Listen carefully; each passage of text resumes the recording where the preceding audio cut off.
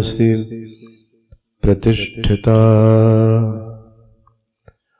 मनो मे वाचि प्रतिष्ठितम् आविराविर्मयि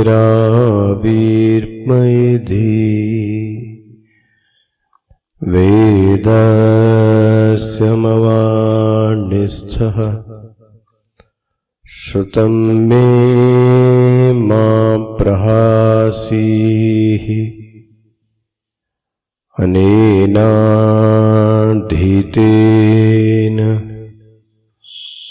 अहोरात्रान् सन्दधामि ऋतं वदिष्यामि सत्यं वदिष्यामि तन्मामवतु तद्वक्तारमवतु अवतु माम् अवतु वक्तारम् अवतु वक्तारम्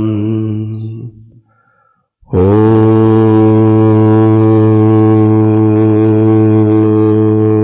शान्तिः शान्तिः शान्तिः।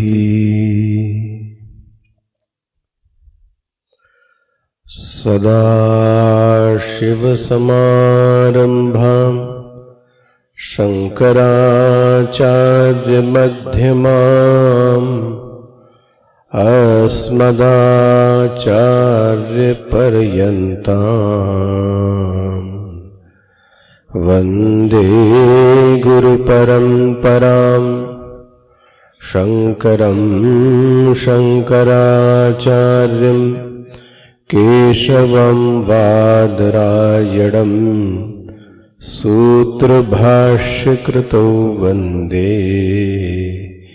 भगवन्तौ पुनः पुनः भगवन्तौ पुनः पुनः भगवन्तौ पुनः पुनः। ॐ सहना भवतु सहनौ भुनक्तु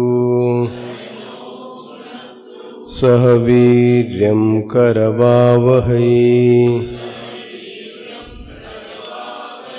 तेजस्विनावधीतमस्तु मा विद्विषावहै।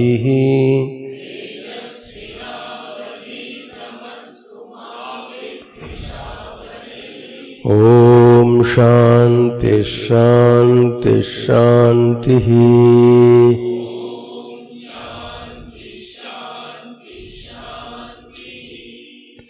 अन्यत्र धर्मादन्यत्र धर्मात्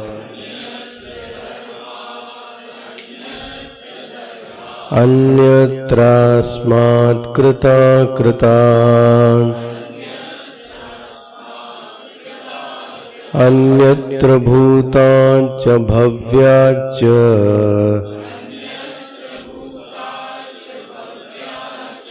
यत्तत् पश्यसि तद्वद।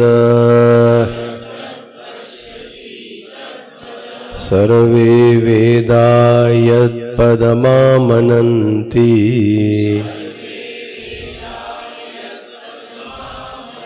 तपांसि सर्वाणि च यद्वदन्ति।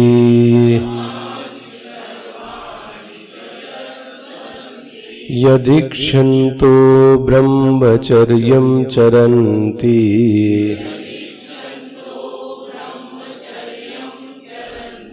तत्ते पदं संग्रहेण ब्रवीमि।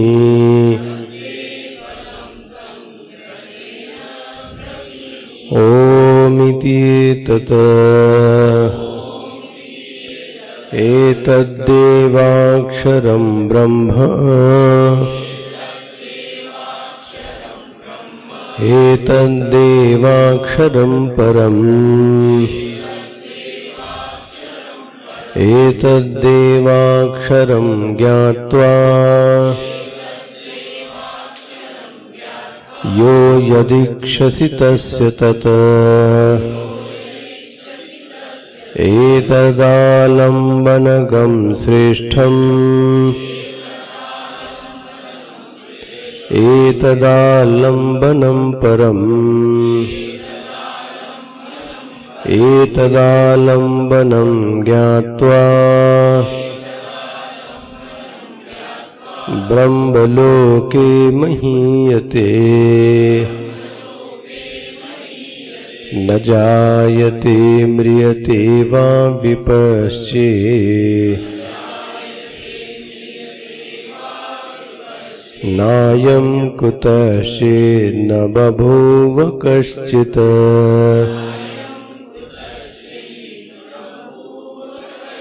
अजो नित्यशाश्वतोऽयं पुराणो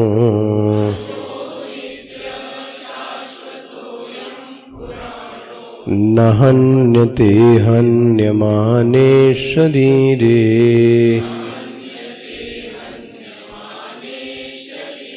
हन्ता चेन्मन्यते हन्तुम् हतश्चेन्मन्यते हतम् उभौ तौ न विजानीतो नायं हन्ति न हन्यते अडोरडीयान् महतो महीयान् आत्मस्य जन्तो निहितो गुहायाम् तमक्रतु पश्यति वीतशोको धातु प्रसादान् महिमानमात्मनः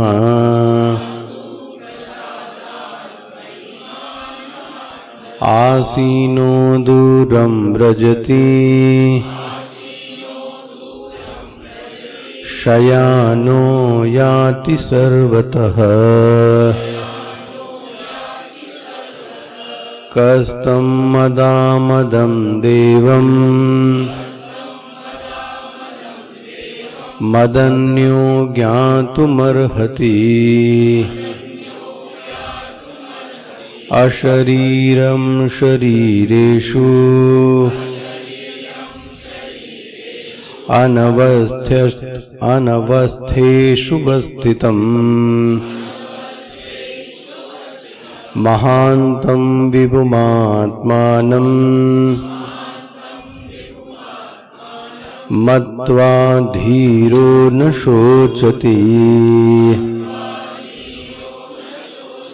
अशरीरं शरीरेषु अनवस्थेष्वस्थितम् महान्तं विभुमात्मानं मत्वा धीरो न शोचति मत्वा धीरो न शोचति अशरीरं स्वेन रूपेण आकाशकल्प आत्मा तम् अशरीरं शरीरेषु देवपितृमनुष्य आदिशरीरेषु अनवस्थेषु अवस्थितिरहितेषु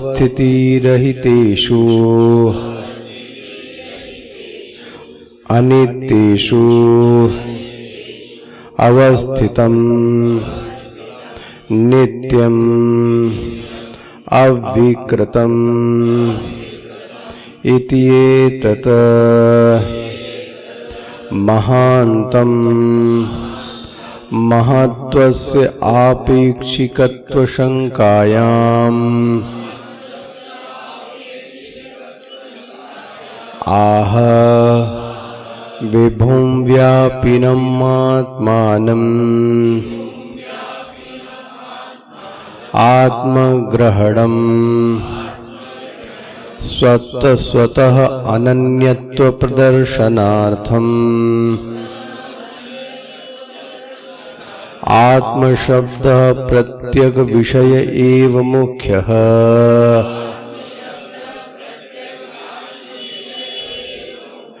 तमीदृशम् आत्मानं मत्वा अयम् अहम् इति धीरः धीमान् न शोचति नहि एवं विधः स्वात्मविदः शोकोपपत्तिः यद्यपि दुर्विज्ञेयः अयम् आत्मा तथापि उपायेन सुविज्ञेय एव इत्याह।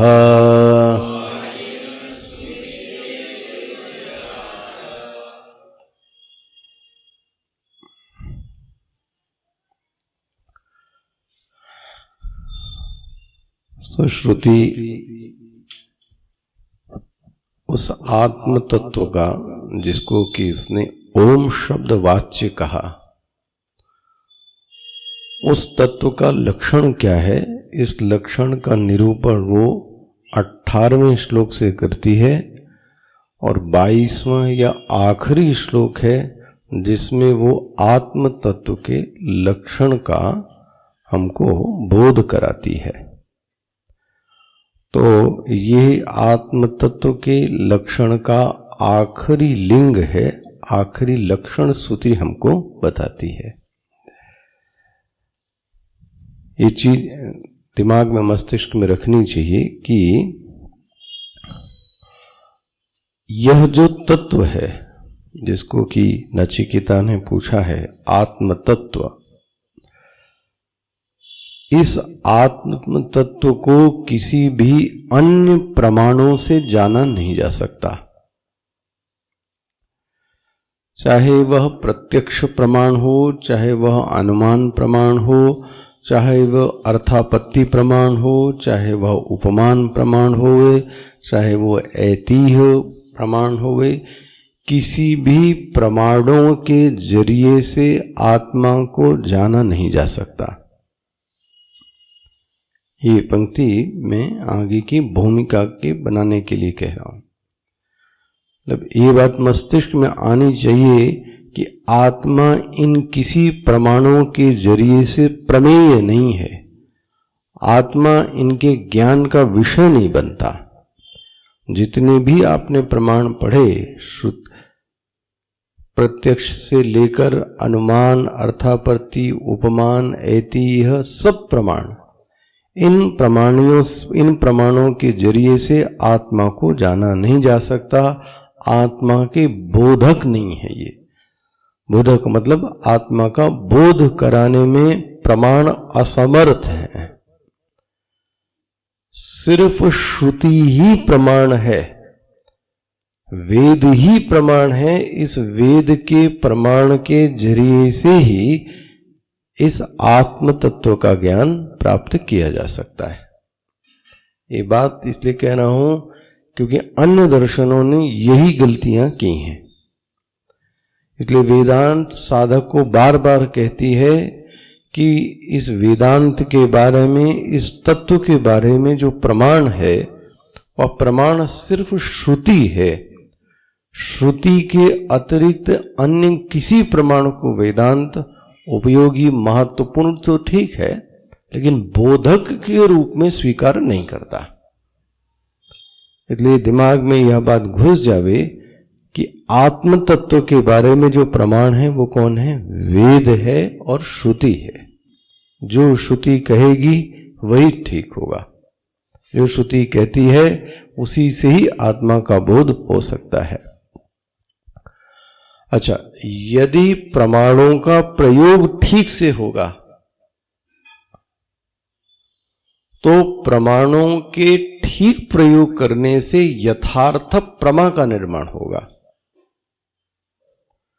यदि प्रमाण ही अनुचित होवे तो फिर प्रमा भी फिर अनुचित होगी। अनुचित मतलब उचित नहीं होगी। और यदि प्रमा अनुचित होगी तो जीवन में उसकी फलश्रुति नहीं घट सकती। जो अनुभव में पर्यवसित होना चाहिए वह अनुभव में पर्यवसित नहीं होगा। देखो इसकी कैसी श्रृंखला बनाइए।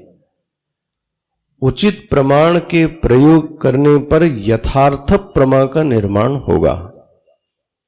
यथार्थ प्रमा के निर्माण करने में फिर यह जो फलश्रुति है, धीरो न शोचति, जो बार बार श्रुति कह रही है कि जीवन में शोक नहीं रहता, महानतम विमुमात्मानम, है ना, तमः क्रतुः वीत, ये भी जो आपने श्लोक पढ़ा इसमें भी बोलते हैं जीवन में शोक चला जाता है।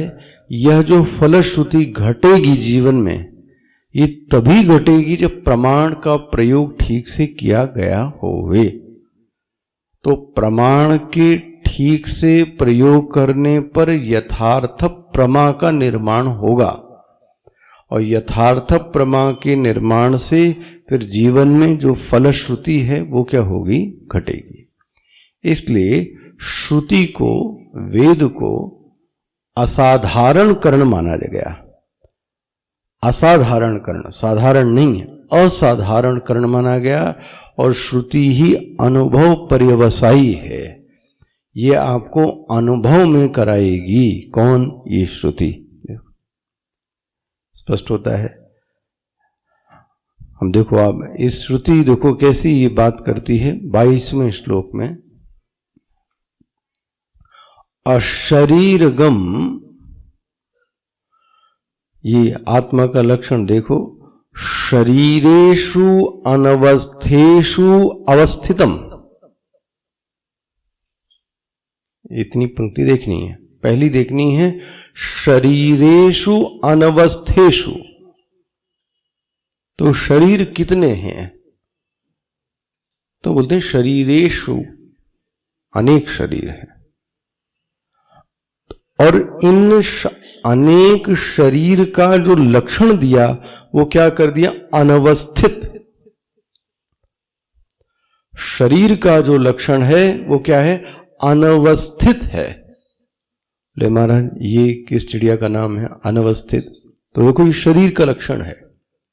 इसीलिए शरीरेषु अनवस्थितेषु, अनवस्थितेषु का अर्थ हुआ कि यह जो शरीर नाम की चीज है इसकी कोई नियत अवस्था नहीं है। ये शरीर शब्द ही से बना, शीर्यते, जो प्रतिक्षण क्षीण और शीर्ण हो रहा है। जो प्रतिक्षण क्या हो रहा है? जीर्ण हो रहा है, शीर्ण हो रहा है। इसीलिए इसको क्षण प्रध्वंसी कह सकते हैं। शरीर का श्रुति ने जो लक्षण दिया वो क्या दिया? अनवस्थितेषु। अनवस्थितेषु का अर्थ क्या हुआ कि जो नियत अवस्था नहीं है, जो प्रतिदिन प्रतिक्षण बदलती रहती है, तो ये जीर्यमानता, शीर्यमानता, विक्रियमानता, निरंतर बदलाव, हाँ जी, ये शरीर का लक्षण है। स्पष्ट हो गया? ये शरीरेषु अनवस्थितेषु। अब वह जो शरीर है, जो अनेक है, जो कि अनवस्थित है, उसमें एक चीज अवस्थित है। मिल गया?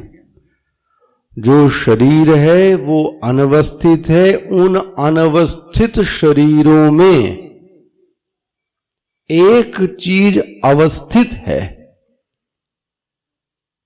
वो क्या है?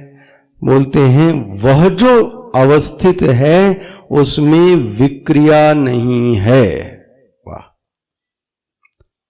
शरीर में विक्रिया है, लेकिन इन अनवस्थित शरीरों में इन अनवस्थित शरीरों में जो है वह पहली बात तो अनेक नहीं है। वो कितना है? वो एक है। अच्छा, वो एक भी है तो वो कैसा है? वह विक्रिय शून्य है। वो कैसा है? वह नित्य स्वभाव वाला है। वो कैसा है? बोले वो एक तत्व है। कहां? इन शरीरों में। कहां रहता है वो तत्व? इन शरीरों में ही रहता है। वाह, अब ये पंक्ति कुछ अर्थ समझ में आता है क्या कह रहा है? अच्छा, वो किस रूप में रहता है इन शरीरों में? बोलते हैं अशरीरगम। ये पहला अर्थ। वह इन शरीरों में अशरीरी रूप से रहता है। कैसे श्रुति कितना सुंदर अर्थ बताती है, कितनी एकाग्रता चाहिए दिमाग की। आप देखो, मैं फिर से रिपीट कर रहा हूं। शरीर का जो पहला लक्षण दिया, शरीरेषु, एक तो बहुवचन है। शरीरेषु का जो लक्षण दिया वो दूसरा ही वर्ड अनवस्थितेषु। मिल गया है सबको? भाष्य में मिल रहा है कि नहीं मिला? मतलब पहले तो श्लोक देख लो, आप भाष्य तो बाद में दिखाते हैं।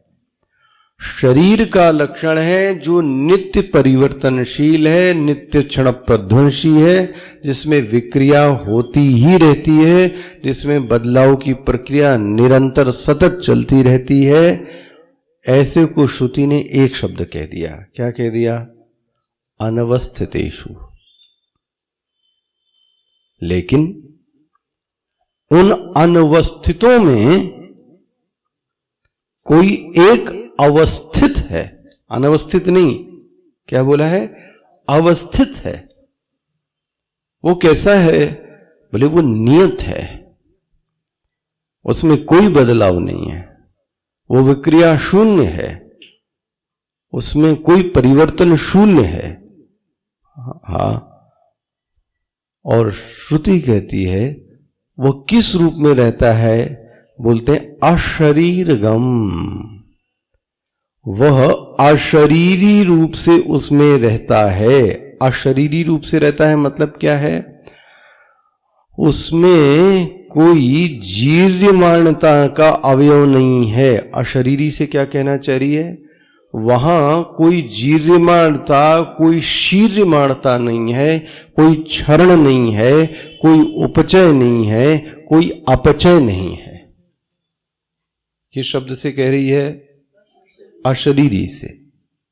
अच्छा, इसी का उल्टा कर लो, और शरीरी है तो जीर्ण है, तो शीर्ण है, तो घटेगा, तो बढ़ेगा, तो मोटा होगा, तो पतला होगा, तो कटेगा। इन्हीं शरीरों में वह अशरीरी रूप से रहता है। पकड़ में आ रहा है? अशरीरगम। देखो, अशरीरेषु नहीं बोला है, अशरीरगम। अशरीरी रूप से रहता है, ये लक्षण है इसका पहला। क्या है? अशरीरी मतलब क्या हो गया? वो जीर्यमान नहीं है, वो शीर्यमान नहीं है, और नहीं समझ में आता तो ऐसा समझ लें उसका कोई अवयव नहीं है। अशरीरगम मतलब उसका कोई अवयव नहीं है। उसमें न उपचय है, न अपचय है, न वृद्धि है, न क्षरण है। इस रूप में वह अनवस्थितेषु शरीरेषु, उनमें शरीरगम रूप में रहता है। ठीक है? अच्छा, अब हमारे साथ क्या हो रहा है, इसका अनुभव क्यों नहीं हो रहा है? यह जो अशरीरगम है, यह है तो यहीं, अभी यहीं पर है। ये श्लोक तो सीधा आपके लिए कह रहा है ना, तो फिर अनुभव क्यों नहीं हो रहा है? क्योंकि हमारा जो पूरी की पूरी एकाग्रता और ध्यान है वो शरीर पर है। जब हमारा ध्यान शरीर पर है तो अशरीर का अनुभव कहां से होगा? यदि ध्यान इस शरीर में रहकर अशरीरी पर किया जावे तो ध्यान जावे, लेकिन हमारा ध्यान तो शरीर पे रहने के कारण उस वस्तु पर है ही नहीं। और वह जो आत्मा है जिसको अशरीरी कहा जा रहा है, हालांकि हमको और आपको उसका अनुभव है, निज सत्ता के रूप में अनुभव है। जिसको हम अहम अहम कहते हैं वो कौन है? जिसको मैं अहम कहता हूं, अहम संबोध्य कौन है? प्रश्न है। जब आप ये कहते हो कि मैं, तो इस मैं से किसकी ओर इशारा करना चाहते हैं? सब देखो अपना अपना, निर्णय आपके सामने आ जाएगा। हम इस मैं के जरिए से यदि शरीर की ओर इशारा करना चाह रहे हैं तो सही बोध हो रहा है हमको। फिर तो मरने जीने वाले का वो, यदि इस मैं के जरिए से, अहम के जरिए से, स्व के जरिए से वह बोध हो गए, कौन सा बोध हो गए? आत्म चैतन्य का। वो जो मैं है, शरीर तो सुषुप्ति में भी चला गया लेकिन तो भी मैं का अनुभव है। तो बोलते हैं ऐसा जो जानता है,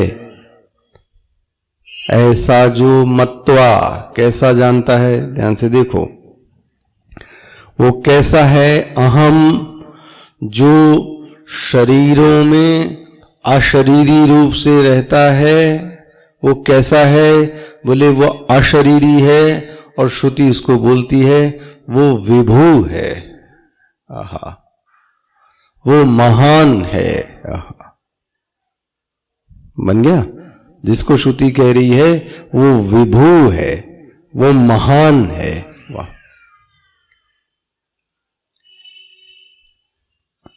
और इस विभू और महान का जान लेने पर मत्वा, बोले क्या फल घटित होगा? न शोचति। जिसने स्वयं की आत्मा को विभू और महान मनन करके पाया, ठीक है, क्या करना पड़ा? मत्वा। क्या जानना पड़ा? मेरी जो आत्मा है, जो मैं हूं, मैं विभू हूं, मैं महान हूं। देखो जी, ये जिसको अनुभव हो गया, ओहो, उसका तो काम बन गया। अब यह अनुभव के न होने का कारण क्या है?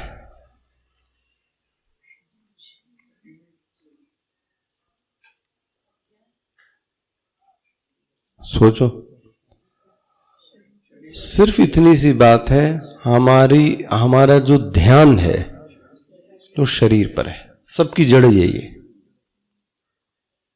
इसलिए अनुभव में नहीं आ रहा है। और वो यहीं पर अभी इसी समय वो विराजमान है, लेकिन हमारी दृष्टि वहां तक नहीं जाती। हम तो इसी में ही आडंबर में क्या हो गए? फंस गए। अच्छा, उल्टा भी कर लो, इसका उल्टा कर लो।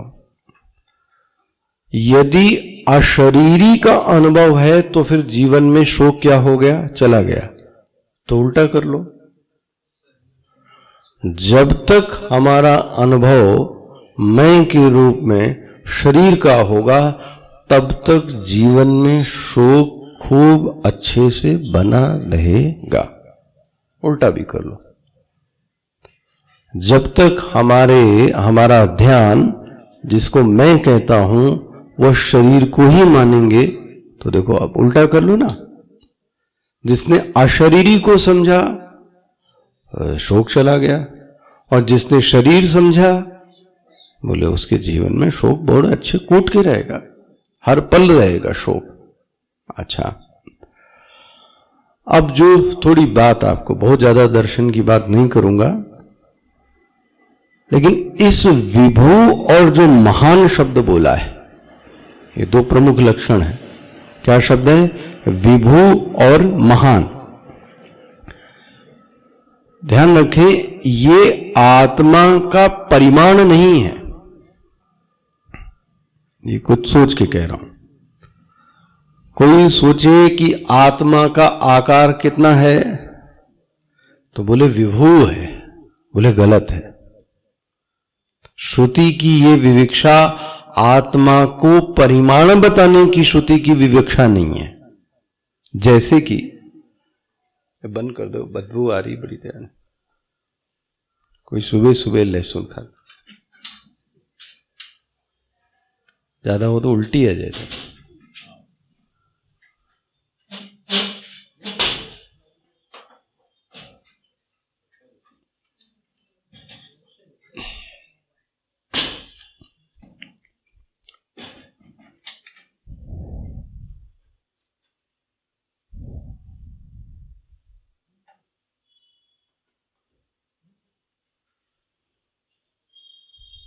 श्रुति न विभु बताना चाहती है न महान। कई बार हम ये समझ लेते हैं कि हम उसको क्या बताना चाहे, आत्मा कैसी है, बोले विभु है। जैसे कि दो दृष्टांत दे रहा हूं आपको, जैनियों का दृष्टांत दे रहा हूं। जैनी आपको अच्छे मिलेंगे इसलिए जैनियों का दृष्टांत दे रहा हूं। और कोई जैनी तो नहीं है, चिढ़ना नहीं। कौन जैनी है? ओ तो होंगे तो उसके लिए हम क्या करेंगे। कौन? माता जी झालानी में जैनी? हाँ, कोई बाहर जैनी है होगा तो क्या हो गया भाई। डर जो मत है वो तो जानना चाहिए। और आपके दर्शन का भी उदाहरण दे रहा हूं। न्याय दर्शन गौतम ऋषि का भी उदाहरण देते हैं आपको। देखो इन लोगों ने आत्मा को क्या किया। न्याय दर्शन के आचार्य कौन हुए? गौतम ऋषि। तो न्याय दर्शन ने आत्मा को अणु रूप में स्वीकार किया। अणु रूप में बोले तो सही है। बोले है, आपकी श्रुति भी कहती अणोरणीयान, छोटे से छोटा है। तो बोले मेरी तो बात को श्रुति भी समर्थन करती है। देखो कैसे वो कहते हैं, आपकी कठोपनिषद की श्रुति ही तो कह रही है अणोरणीयान। इसलिए उन्होंने बोला हमारी जो आत्मा है, जो आत्म चैतन्य है, उसका जो परिमाण है वो कैसा है? अणु रूप में है। अच्छा, बहुत ज्यादा आपको नहीं पढ़ाते दर्शन, लेकिन बस इशारा करते हैं जो मुझे समझ में आया। वो कैसे कहते हैं अणु रूप में। अच्छा, इतना और बोल दें। और जैनी जो क्या कहते हैं, वो मध्यम परिमाण में मानते हैं। न अणु है, न महान है, बोले मध्यम परिमाण की है। कौन? आत्मा। उसका भी आप वो क्या कहते हैं वो आपके सामने रखता हूं। एक तो ये पक्ष रखता हूं, दूसरा गलती कहां हो गई ये भी रखता हूं पक्ष। इसको सावधानी से सुनिए, ज्यादा देर का नहीं है ये। पहला, जो इच्छा आदि जो गुण हैं, जो इच्छाएं सब दिखती हैं, ये किसका गुण है?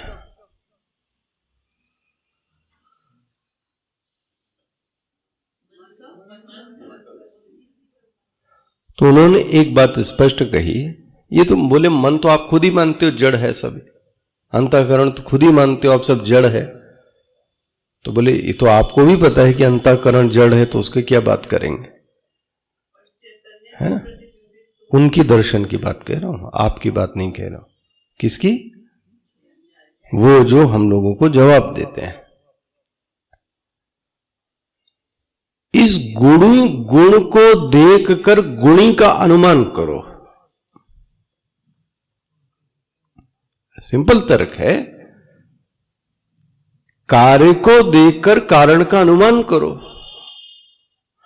बोले महाराज जो आप वेदांती बैठे हो, आप में गुण हैं कि नहीं हैं? बोले हैं महाराज। तो बोले ये गुण किसके हैं? जड़ के मानोगे? जो तुम अंतःकरण बड़ा कह रहे हो तो वो तो जड़ है। बोले तो जब तुम कहते हो कि मैं बुद्धिमान हूं तो तुम अंतःकरण की बात कहते हो कि अपनी बात करते हो? जब तुम कहते हो बुद्धिमान हूं भाव, तो किसकी बातें करते हो? तुम बोलते हो मैं बुद्धिमान हूं, मैं भावुक हूं, मैं बहुत अच्छा व्यक्ति हूं। ये क्या कहना चाहते हो? तो एक बात तो स्पष्ट कही कि ये शरीर के तो गुण नहीं है। ये कौन कह रहा है? ये नहीं, न्याय दर्शन। अभी पहले न्याय की बात कर लेना। न्याय दर्शन का तर्क देखो। पहले एक टैगलाइन पकड़ो उनकी, जिसको बोलते धागा पकड़ना। कहां से? कार्य को देखकर कारण का अनुमान करो। ये सूत्र है उनका। कारण कार्य को, इसी को तो अनुमान प्रमाण कहते हैं भाई। अनुमान प्रमाण मतलब क्या हुआ? धुआं निकल रहा है तो आपने अनुमान किया कि धुआं निकल रहा है। धुआं तभी निकलेगा जब आग, और आग दिखाई नहीं दे रही है। तो धुएं को देखकर आग का निर्णय आपने क्या कर लिया? कर लिया कि नहीं कर लिया? यही अनुमान प्रमाण है। यत्र यत्र धूम्रः तत्र तत्र अग्नि। क्लियर होता है? तो धुआं है तो अग्नि है। हालांकि अग्नि प्रत्यक्ष लेकिन नहीं दिख रही, तो आपने अनुमान किया। तो बोले नहीं दिख रहा तो क्यों माना? तो बोलते हैं इसको कभी न कभी प्रत्यक्ष में तो आपने देखा है किचन में कि जब धुआं होता है तो वहां अग्नि, इसका मतलब आज पहाड़ पर धुआं दिख रहा है तो भले ही अग्नि का दर्शन नहीं हो रहा है, लेकिन धूम्र दर्शन को ध्यान में रखते हुए यह अनुमान कर लिया जाता है कि वहां अग्नि है। इस प्रमाण को क्या कहेंगे? अनुमान प्रमाण। तो उन्होंने कहा अभी यही कर लो। यहां पे आप में गुण दिखाई देते हैं या नहीं? हाँ महाराज, गुण दिखाई देते हैं। तो गुण देखकर निर्णय करो कि इसका गुणी कौन है, ये किसके गुण हैं। तो गुण देखकर उन्होंने गुणी का क्या किया? अनुमान किया। पकड़ में आ रहा है? और जो गुणी होगा वो कभी जड़ नहीं होगा। वो कौन होगा? वो चेतन होगा। को समझ में आ रही बात? गुण जड़ के नहीं होंगे। गुण किसके होंगे? चेतन के। तो गुण को देखकर मैंने गुणी का अनुमान किया, और उसी गुणी में इच्छा, दया, कृपा, संतोष, लज्जा, ये जो आप है, ये किसके गुण है? ये गुणी है। ये गुणी कौन है? ये गुणी कौन है? शरीर, आत्मा, ये अंतःकरण। बोले ये गुणी कौन है? ये आत्मा है। तो कैसे क्या किया? तो प्रत्यक्ष है तो गुणी होना चाहिए, इसलिए आत्मा अनुमान का विषय बनता है। और वह जो गुणी है वह अणु रूप में आपके अंदर विराजमान है। किस रूप में? अणु रूप। इसलिए आत्मा का परिमाण क्या माना उन्होंने? अणु रूप में। और बोले ये बात भी सही है, अणु रणीयान, ये तो श्रुति ने भी कहा है। तो बात बन गई। कौन सी दर्शन की? नए दर्शन की। स्पष्ट हो गया? तो बहुत सरल रूप में आपको समझाया। दूसरा जैनियों का देख लो आप। जैनी का क्या है? जैनी ये कहता है कि जो आत्मा है वो पूरे शरीर में विराजमान है, जिसको वो कहता है कि देह व्यापी आत्मा है। शब्द क्या कहते हैं? देह व्यापी आत्मा है। बोले देह व्यापी आत्मा है मतलब क्या है? देह के हर पोर में, मतलब सिर के एक अंश में ले लो तो वहां संवेदना है, और पैर के नाखून तक में भी वहां पे भी क्या है? इतना। इसका मतलब आज जो आत्मा की संवेदना है वो यहां पर भी है, यहां पर भी है, पीठ के एक एक रोम में है, और पैर के नाखून के एक एक रोम में गई है। तो आत्मा का जो परिमाण हुआ वो क्या हुआ? देह व्यापी। एक देश में नहीं है कि बोले बुद्धि गुहा में है तो आंख में है तो हृदय में, बोले ना। तो इसीलिए शब्द क्या बोला उन्होंने? देह व्यापी। तो देह के सर्व देश में मानना, एक देश में नहीं। कैसा मानना? सर्व देश में मानना। अच्छा, अब देह छोटा होता है तो आत्मा भी फिर ओहो, अच्छा देह बड़ा हो गया।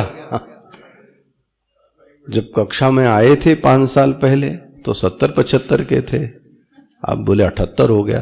तो जो 78 बढ़ा, इंक्रीज हुआ, तो जो 3 किलो बढ़ा चर्बी, तो जो बढ़ी हुई चर्बी है उसके बाहरी सेक्शन में चिकोटी काटो तो संवेदना है कि नहीं है वहां? तो बोले कहां से आ गई संवेदना?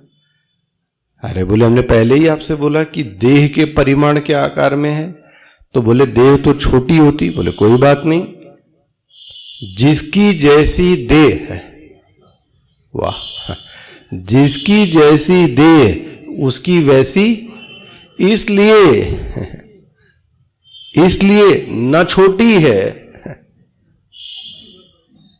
न बड़ी है, मध्यम है। वाह, ये जैनियों का तर्क है। देखो, जिसकी जैसी देह, तो इसको बोलते हैं आत्मा कैसी हो गई? देह परिमाणी। तो मध्यम आकार की है, न अणु है न महान है। अब ये तो पूरी की पूरी तरीके से श्रुति विरुद्ध चले गए।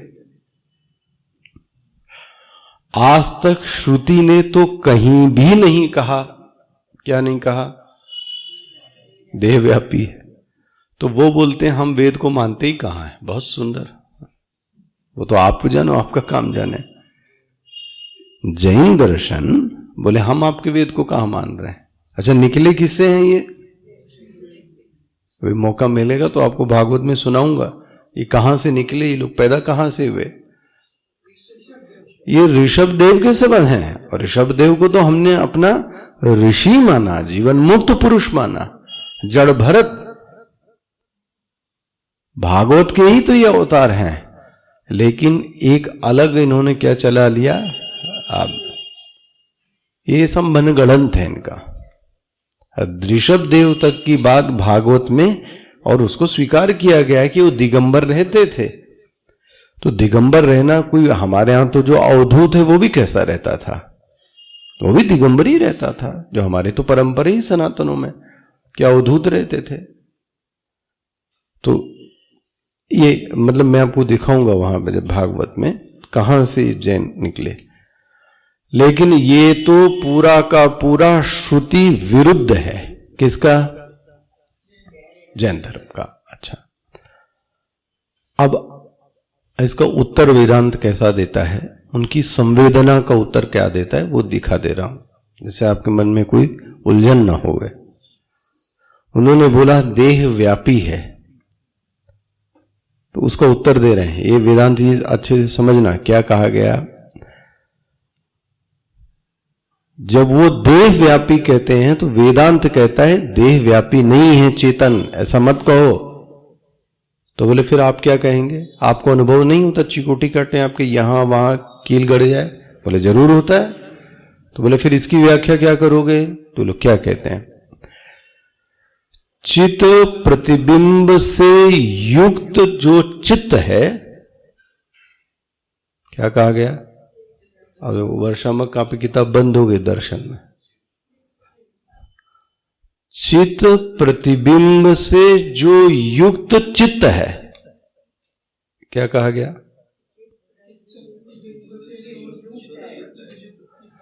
चित्त प्रतिबिंब से जो, इसको बोलते चिदाभास। चित्त प्रतिबिंब से जो युक्त चित्त है, जो मन है, ये तो हुआ, वो संवेदना का हेतु है, ना कि आत्मा।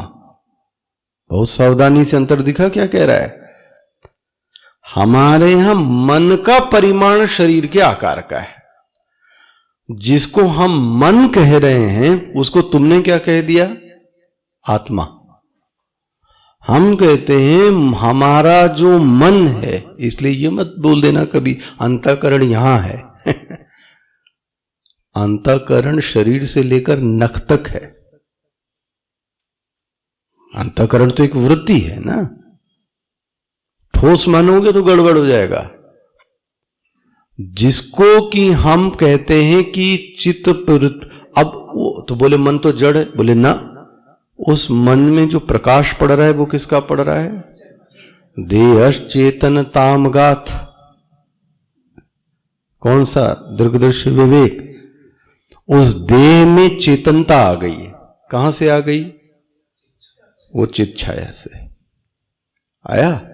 तो वो जो अंतःकरण में जो शक्ति आई वो किससे आई? वो चेतन से।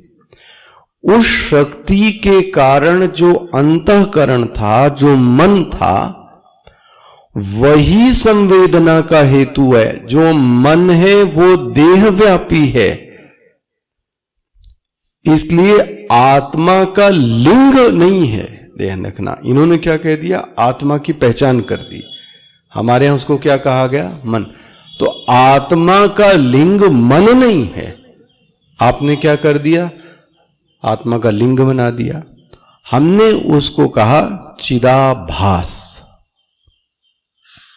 इसको कहा गया चित्त प्रतिबिंब। और कह दें मनोमय कोश का लिंग है। ये अध्ययन ऐसे व्यापक होना चाहिए, कहां पे क्या है, सब एक ही चीज याद रख लेना। जिसको एक बार ये समझ में आ गए वो सब दूर जा सकता है। इसी को कहते हैं मनोमय कोश का लिंग। कौन सा कोश? मनोमय कोश। देखो, देह एक कोश है, ये तो आपने पहले भी पढ़ाया होगा। उस देह में एक कौन सा कोश है? प्राणमय कोश है। उस प्राणमय कोश में भी एक और कोश है, वो कौन सा है? मनोमय कोश। जो मनोमय कोश है वह एक देशीय नहीं है। मनोमय जो कोश है वो कैसा है? सर्वदेशीय है। मनोमय कोश का कोई आकार नहीं है। मनोमय कोश का आकार वही है जो अन्नमय कोश का है। पकड़ में आ रहा है? मनोमय कोश का आकार वही है जो किसका है? अन्नमय। क्योंकि मनोमय कोश है किसमें? अन्नमय। तो जो अन्नमय का आकार होगा वही किसका आकार होगा? जैसे कि एक पात्र में क्या रख दिया जाए? जल। तो जल का आकार कैसा होगा? जैसा आपका पात्र होगा। बाल्टी होगी तो बाल्टी होगा, टब होगा तो टब होगा, इतना बड़ा बाट टब होगा तो उतना बड़ा बाट टब होगा, और दियाली होगी तो वैसा आकार होगा। लेकिन वो निर्भर किस पे कर रहा है? वो तो निर्भर कर रहा है कि वो जल किस में है। तो मनोमय कोश निर्भर कर रहा है किस पर? अन्नमय कोश कितना है। पकड़ में आ रहा है? जिसको कि उन्होंने आत्मा मान लिया है। इस पे तो खूब चर्चा करेंगे आपसे तैत्तिरीय उपनिषद में। अच्छा, इसीलिए मनोमय कोश को जब आप तैत्तिरीय उपनिषद में पढ़ेंगे तो कोश में एक शरीर की लिंग कल्पना की गई है। किसमें? मनोमय कोश में। क्या कल्पना की गई? देखो वो है देना ये तैत्तिरीय उपनिषद, यजु शिरः ऋक् उत्तरः पक्षः सामः उत्तरः पक्षः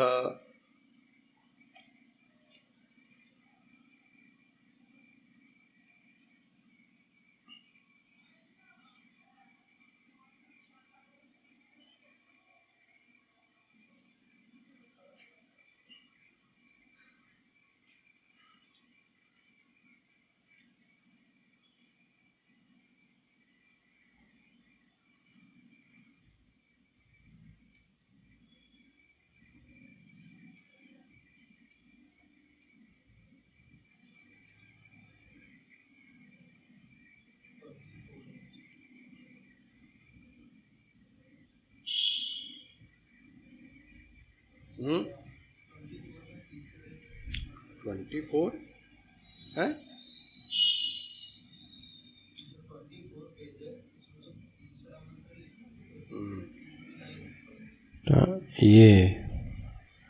ये तस्य देखो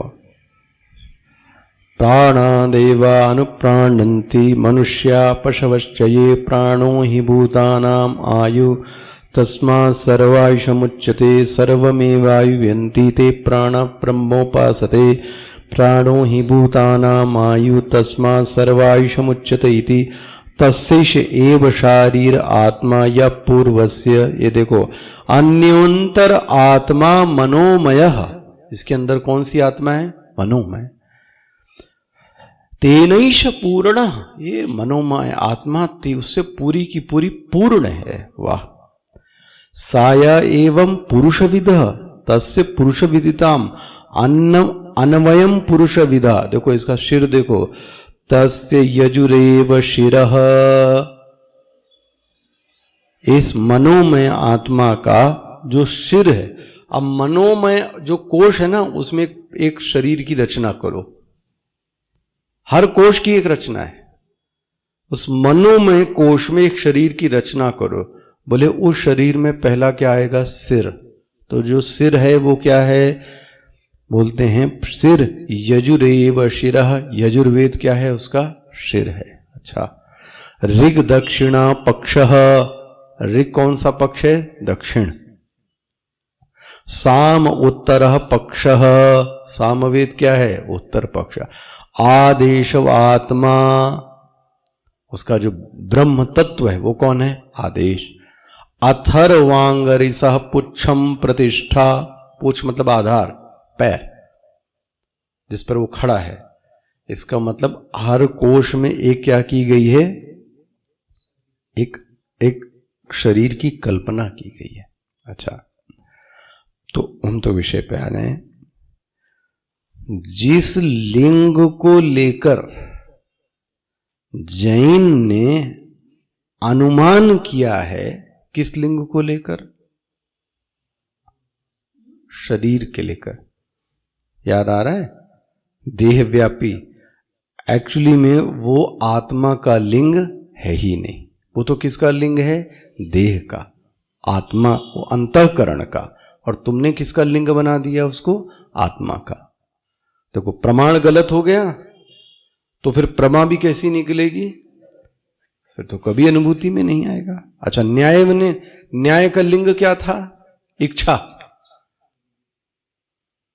तो इन्होंने इच्छा से किसको मिला दिया? आत्मा को। तो फिर इन्होंने क्या किया? अनुमान प्रमाण का गलत प्रयोग किया। इच्छा लिंग को लेकर अनुमान किया, वह भी आत्मा का लिंग। तो आत्मा का लिंग क्या है? अलिंगम। और कह दें अशरीरगम। आत्मा का जो लिंग है वो कौन है? लक्षण क्या है?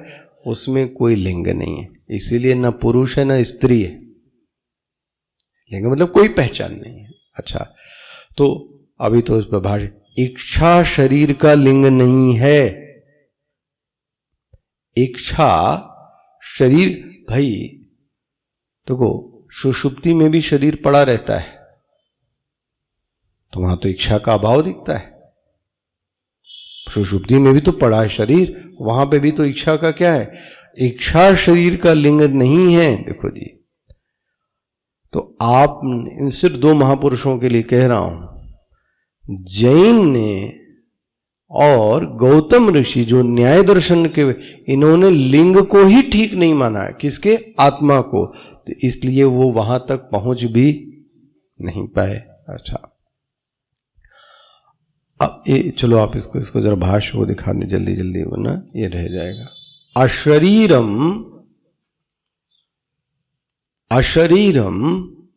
भाष्य देखिएगा, अशरीरम स्वेन रूपेण आकाशकल्प आत्मा। वाह क्या बात है।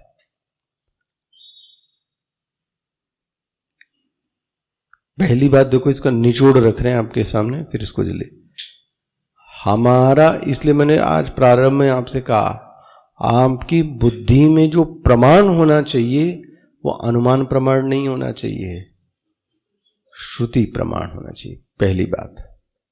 दूसरी बात, इस श्लोक का यदि आपको अनुभव करना है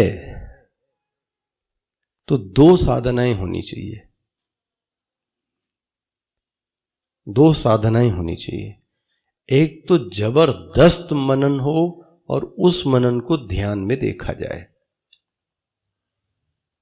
दो साधनाएं, मनन होवे, इसलिए मैं मत्वा और मनन होवे, और उस मनन को कहां देखा जाए? ध्यान में देखा जाए। जैसे कि एग्जाम्पल दे रहा हूं, आकाश कैसा है? निरवय। समझाने के लिए दे रहा हूं, जल्दी से समझिए। आकाश कैसा है? निरवय होने के कारण ही ये व्यापक है। नहीं तो उल्टा कर लो। अच्छा, जो भी अवयव वाला होगा वो कैसा होगा? तो सिंपल सी सूत्र हो गया। यदि कोई अवयव वाले को मानता है आत्मा, तो वो कभी भी विभू और व्यापक तो उसको बोल ही नहीं सकता। पता नहीं इसका क्या अर्थ लगाएगा वो। विभू और व्यापक होने के लिए उस वस्तु को आकार से अलग होना पड़ेगा, निराकार और निरवय होना पड़ेगा। दृष्टांत के लिए आकाश, आकाश निराकार है, आकाश निरवय है, इसलिए आकाश विभू है, इसलिए आकाश व्यापक है। रह जाता है इसमें किसी को? इसलिए श्रुति कहती है अशरीरम स्वेन रूपेण आकाश कल्प आत्मा तम अशरीरम शरीरेषु। देखो कौन कौन से शरीर हैं? देव पितृ मनुष्य आदि शरीरेषु। ये लोग कौन है? ये शरीर का नाम है। किसका नाम है? देव किसका नाम है? शरीर का नाम। पितृ किसका नाम है? एक शरीर का नाम। मनुष्य किसका नाम है? देव पितृ मनुष्य आदि के शरीरेषु। शरीरेषु भाष्य देखिएगा, अनवस्थितेषु। मिल गया? अनवस्थितेषु का भाष्यकार ने क्या लिखा है? अनवस्थित रहित, स्थित रहित। मिल गया? अनित्येषु। और अनवस्थितम का अर्थ क्या किया है? नित्यम। मिल गया सबको? दो शब्द दिखाए मैंने। एक शब्द है अनवस्थित, एक शब्द है अवस्थित। अनवस्थित का अर्थ क्या दिखाया? स्थिति रहित, अनित्यम। मिल गया? और अनवस्थित का अर्थ क्या लिखा है? नित्यम। और क्या लिखा है? अविकृतम। ये किसका अर्थ हो गया? अनवस्थित नहीं, अवस्थितम। भाष्यकार को देखो ना, अवस्थितम नित्यम अविकृतम इति एतत् महानतम महत्व से आपेक्षिकत्व, देखो उस आत्मा को ये मत बोलो, लेकिन आपेक्षिक रूप से उसको क्या बताया जा रहा है कि वो अन्यों की तुलना में कैसा है, महान है। विभुम व्यापिनम आत्मानम, देखो भाष्यकार कहते हैं ये साधक सतर्क हो जाओ, ये महान है और वो बड़ा है, ये किसी को पर करके माना तो कभी तुम्हें ये धीरो न शोचती का अनुभव नहीं होगा। बोले आत्मा महान है, आत्मा विभु है, और तुम कौन हो? बोले फिर तुमको जीवन में कभी भी अनुभव होने, इसलिए क्या बोलते हैं, आत्मग्रहणम स्वतः अनन्यत्व अप्रदर्शनार्थम, ये अन्यत्व को हटाने के लिए कहा जा रहा है कि आप ही विभु हैं और आप ही कौन है, व्यापक है, महान। आत्मग्रहणम किसको लेना चाहिए, स्वयं को लेना चाहिए। स्वतः अनन्यत्व प्रदर्शनात् आत्म शब्द, यहां आत्म शब्द आया है कि नहीं आया है, कहां आया है आत्म शब्द, विभुमात्मानम। आत्म शब्द प्रत्येक आत्म विषय एव मुख्यतः तम ईदृशम आत्मानं मत्वा अहम अयम इति, अहम अयम इति। जब महावाक्य पढ़ेंगे अहम अयम आत्मा ब्रह्म, यही है। देखो ये जो आत्मा है ये विभु नहीं, ये मध्यम नहीं, ये अणु नहीं, ये ब्रह्म है। अयम आत्मा ब्रह्म, यहां पे भी बोलते हैं अयम, मिल रहा है आपको, ईदृशम आत्मानम मत्वा, खूब मनन करो और ध्यान करो, अनुभव क्या होना चाहिए, अहम अयम इति, मैं ऐसा हूं। बोले ये किसको अनुभव होगा, बोले धीरः, ये सबको नहीं होगा।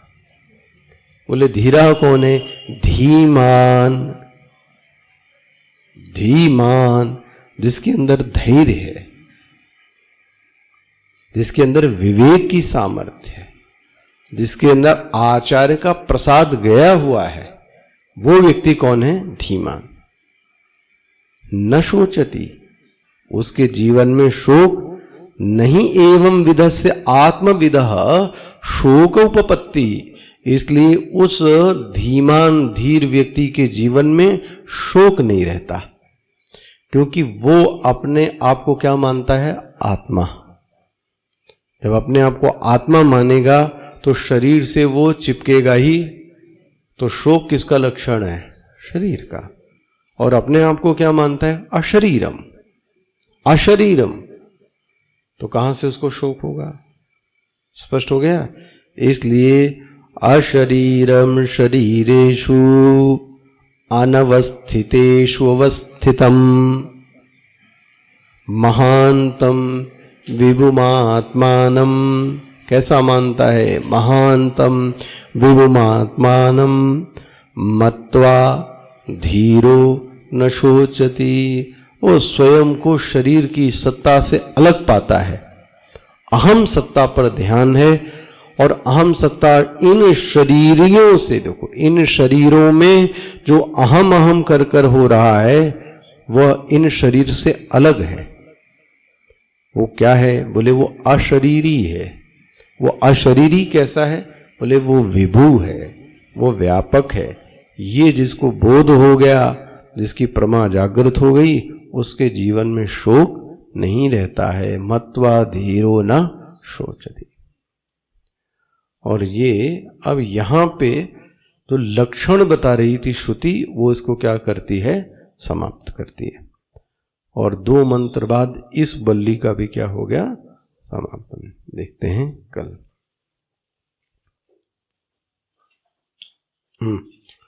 कौन सा, 6ठा अध्याय।